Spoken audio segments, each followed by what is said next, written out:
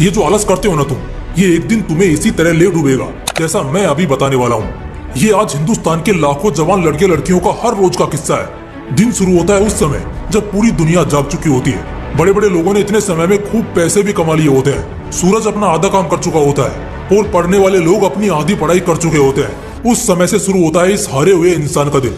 दिन शुरू होना एक अलग बात है, लेकिन ये दुनिया उसे शुरू कैसे करती है ये जानकर और मजा आएगा। दिन की शुरुआत होती है एक बेशर्मी के अफसोस से। अरे यार, आज फिर नहीं उठ पाया। एक के बाद एक कल के वादे याद आने लगते हैं जो खुद से किए थे कि कल सुबह जल्दी उठूंगा, बहुत कुछ करूंगा, नहीं तो बहुत सारा काम फिर खाली रह जाएगा। ऐसे करते करते वक्त बीतता रहता है और आप फिर भी हाथ पर हाथ धरे बैठे रहते हैं। जिस बंदे ने सुबह का पहर गंवा दिया, शर्त लगा लो मुझसे, वो बंदा अब पूरा दिन रोता रहेगा। सुबह गधे की तरह नींद काटने के बाद भी दोबारा उसे दोपहर में नींद आएगी और फिर से बैल की तरह सो जाएगा। फिर जागेगा शाम को और बस टाइम पास करके रात का इंतजार करेगा। दिन भर क्या किया, सिर्फ सोता ही तो रहा, तो रात में नींद कहाँ से आएगी। पड़ा रहेगा बिस्तर में, सोचेगा यार कल से तो पक्का उठूंगा, सुबह एकदम 4 बजे सुबह उठूंगा और कल से मैं सुधर जाऊंगा, कसम से यार मैं बदल जाऊंगा। बस इसी सोच के साथ बंदा सोचता है, अरे लेकिन ये सब तो कल सुबह से करना है ना, अभी के लिए बस थोड़ी सी देर के लिए, बस 2 मिनट के लिए इंस्टाग्राम देख लेता हूँ। और फिर एक बार इंस्टाग्राम का उद्घाटन हुआ और एक रील पर नजर पड़ी। फिर धड़ाधड़ कम से कम 5-7 रील से पहले मन नहीं भरेगा और कम से कम 100 रील देखे बगैर आंखें नहीं थकेंगी। लेकिन इसके बाद भी कहाँ सद्बुद्धि आती है हमें। पड़े रहेंगे फिर बिस्तर में और कूदेंगे मजे लेने के लिए दूसरे सोशल मीडिया के सोर्स पर। वो फेसबुक हो सकता है, वेब सीरीज हो सकती है, और इन सब के बाद भी मन नहीं भराना तो आखिर में मास्टरबेशन जैसा ऑप्शन तो बचता ही है। इतना सब करते करते रात भी कब बीत जाती है साला एक पल के लिए भी मालूम नहीं पड़ता। ऐसा लगता है बस 5 मिनट पहले की तो बात थी।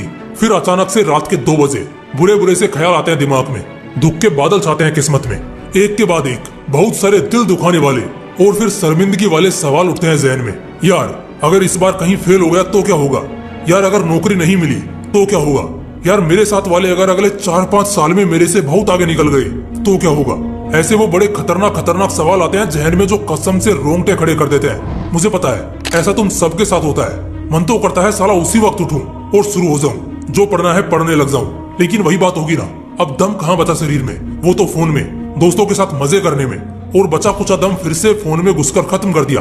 अब कहाँ दम है शरीर में या दिमाग में। इसी टेंशन के साथ आदमी का दी एंड हो जाता है, खत्म हो जाता है वो पूरा का पूरा। रात को रोंगटे खड़े होते हैं, सदमा लगता है ये सोचकर कि साला क्या होगा अब आगे जिंदगी में, क्योंकि खुद भी पता है ना कि घंटा कुछ नहीं उखाड़ा आज भी, और साला इस चीज की भी उम्मीद नहीं है कि कल एक पत्ता भी हिलेगा मेरे से। यार ऐसे तो गुलाम होते हैं। पहले देश अंग्रेजों का गुलाम था और आज उसी देश के लोग अपने मन के गुलाम हैं। बस फर्क इतना है, उस समय गुलामी से लड़ने के लिए शासक से लड़ना पड़ता था और आज खुद से लड़ने की जरूरत है। आज तुम लोगों से सुबह जल्दी उठने जैसा छोटा सा टास्क भी कंप्लीट नहीं हो पाता है। तुम्हें पता नहीं है शायद कि जो सुबह जल्दी उठता है ना, उन्होंने आज तक अपनी जिंदगी में डेली लाइफस्टाइल को लेकर तो कभी अफसोस नहीं किया। क्योंकि सच में एक बार तुम जाग जाते हो और देखते हो कि अभी सुबह के 4:30 बज रहे हैं, तो कसम से फिर तुम्हें और कुछ नहीं चाहिए, क्योंकि उस वक्त तुम्हारी बॉडी में पूरी ताकत भरी होती है, भरपूर समय तुम्हें मिला होता है। तुम 3 घंटे में पूरा होने वाला काम उस वक्त सिर्फ 1 घंटे में कर सकते हो। बदलना पड़ेगा भाई, सच में अब तो सुधरना पड़ेगा। बार बार जब हालात चांटे मारेंगे तभी अकल आएगी क्या। एक उम्र के बाद ना बाप भी चप्पल उठाना छोड़ देता है, और उस वक्त ना बाप कुछ नहीं बोलता, लेकिन परिस्थितियां जूते गीले करके मारती है, और तब तक मारती रहती है जब तक इंसान सुधर ना जाए। पता है ऐसे में क्या होता है, ऐसे में कुछ भी होने की 2 ही संभावना है। पहला कि या तो वो मार खाता आदमी सुधर जाता है, या फिर इतना वाहियात हो जाता है कि उसे अब उस मार की आदत पड़ चुकी होती है, इसलिए वो पिटता रहता है और हमेशा के लिए इस प्रोसेस को एडेप्ट कर लेता है। दूसरी संभावना है कि सच में हो सकता है वो शख्स सुधर जाए, लेकिन क्या सच में जरूरी है कि एक इंसान को हमेशा बाप की चप्पल या वक्त की ठोकर खाने के बाद ही कुछ समझ आए। यार ऐसे तो लूट जाओगी तुम, कब तक बेइज्जत होगे।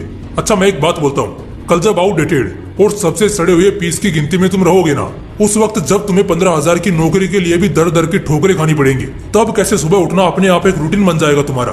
तब तो झक मारा के सुबह उठना ही है, चाहे जो हो जाए। नींद गई भाड़ में, सुबह तुम्हें उठना ही पड़ेगा। तो 100 बातों की एक बात, इतना सब होने के बाद भी तुम उसी रास्ते पर आओगे, तो इससे बेहतर है कि अभी वक्त रहते सुधर जाओ, संभल जाओ और अपनी हकीकत को पहचान कर सब कुछ बदल डालो। एक एक दिन करके एक दिन जिंदगी भी ऐसे ही बीत जाएगी, और जब वो समय आएगा ना, बिस्तर पर पड़ा तू अपनी आखिरी सांसें गिन रहा होगा, और तब एहसास होगा कि यह आलस कितना भारी पड़ा तुम पर। आया भी रोते हुए था और जाएगा भी रोते हुए। और तुझे रुलाने वाला कौन है? मैं पूछता हूँ, कौन है तुझको रुलाने वाला? कोई और नहीं, सिर्फ और सिर्फ तेरा आलस्य। वही आलस है जो दिन रात सुबह शाम तुझे तोड़ रहा है, हर तरह से तुझे रुला रहा है। त्याग दे मेरे भाई इस बीमारी को, वरना ये बीमारी सब कुछ जलाकर राख कर देगी। उम्मीद करता हूँ इस वीडियो के जरिए कुछ लोगों को, हाँ कम से कम कुछ लोगों को तो थोड़ी बहुत सद्बुद्धि आएगी, जिससे वो अपनी सोच, अपनी जिंदगी बदल पाए। बाकी मिलते हैं इसी तरह के एक और बवाल वीडियो में। जय हिंद, जय श्री कृष्णा।